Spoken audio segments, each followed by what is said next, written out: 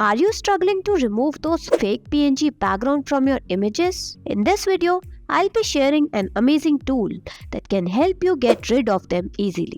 So without any further ado, let's get into the video. Here we have our PNG image, which is not PNG. So, to remove this fake background, all you have to do is just head over to the browser and search for Adobe Express.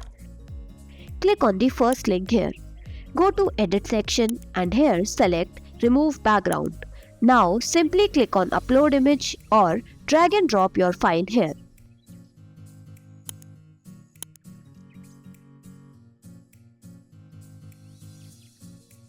Just wait for a while and you'll see the fake background being removed in no time. Finally, click on Download and you'll be done. So that's it for today. If you find this video helpful, don't forget to like, subscribe and hit that notification bell for more such content. Thanks for watching.